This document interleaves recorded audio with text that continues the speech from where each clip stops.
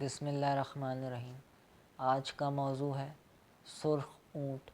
ربیضہ سے ایک قافلہ مدینے جا رہا تھا۔ یہ وہ زمانہ تھا جب اسلام عرب کے دور و نزدیک علاقوں میں پھیلنا شروع ہو گیا تھا۔ مدینہ کے قریب پہنچ کر قافلہ رک گیا اور وہیں پڑاؤ ڈال دیا۔ قافلے میں عورتیں بھی تھیں اور بچے بھی۔ قافلے میں کچھ اونٹ بکنے والے بھی تھے۔ ان میں ایک اونٹ سرخ رنگ کا بھی تھا۔ قافلے والوں نے ان اونٹوں کو ایک طرف بٹھایا اور خود بھی آرام سے بیٹھ گئے۔ اتنے میں ایک صاحب سفید کپڑے پہنے ہوئے آئے اور آ کر سلام علیک کی۔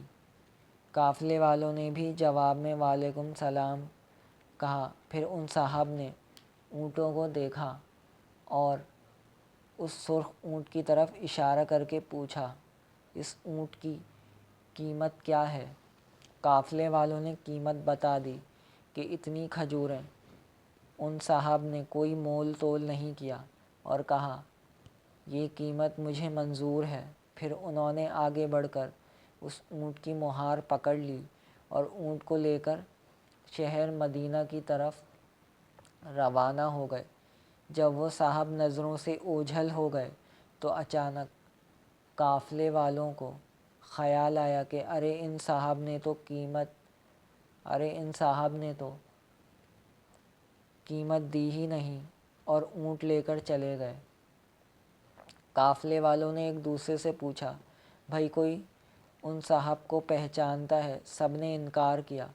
پھر وہ ایک دوسرے کو الزام دینے لگے کہ بغیر قیمت لیے قیمتی اونٹ ایک انجان آدمی کے حوالے کر دیا۔ ابھی ان میں یہ بحثا بحثی ہو رہی تھی کہ ایک خاتون جنہوں نے پردے میں سے یہ سب ماجرا دیکھا تھا کہنے لگیں، آپ لوگ مطمئن رہیں، یہ صاحب جو اونٹ خرید کر لے گئے ہیں کبھی دھوکہ نہیں دے سکتے۔ کیا آپ لوگوں نے ان کا چہرہ نہیں دیکھا؟ کیسا 14ویں کے چاند کی طرح چمک رہا تھا۔ قافلے والے خاموش ہو گئے۔ دن گزر گیا اور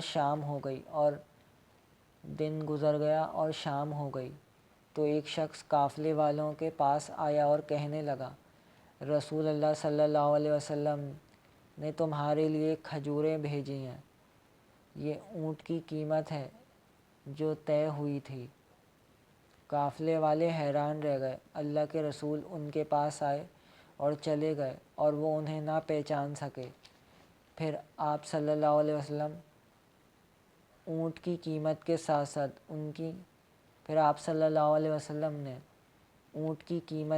ساتھ ان کی مہربانی بھی فرمائی، ان کے لیے کھانا بھیجا۔ دوسرے دن صبح قافلے والے حضور صلی اللہ علیہ وسلم کی خدمت میں حاضر ہونے کے لیے مدینہ آئے۔ حضور مسجد نبوی میں خطبہ دے رہے تھے۔ یہ لوگ خاموش بیٹھ گئے۔ اچانک ایک انصاری کی نظر ان پر پڑی تو اپنی جگہ سے اٹھ کر کھڑے ہوئے اور کہنے لگے، یا رسول اللہ صلی اللہ علیہ وسلم، یہ لوگ بنو ثعلبہ کے قبیلے کے ہیں۔ ان کے دادا نے ہمارے خاندان کے ایک آدمی کو قتل کر دیا تھا، اس کے بدلے میں ان کا ایک آدمی قتل کرا دیجیے۔ حضور صلی اللہ علیہ وسلم نے فرمایا، یہ کیسے ہو سکتا ہے؟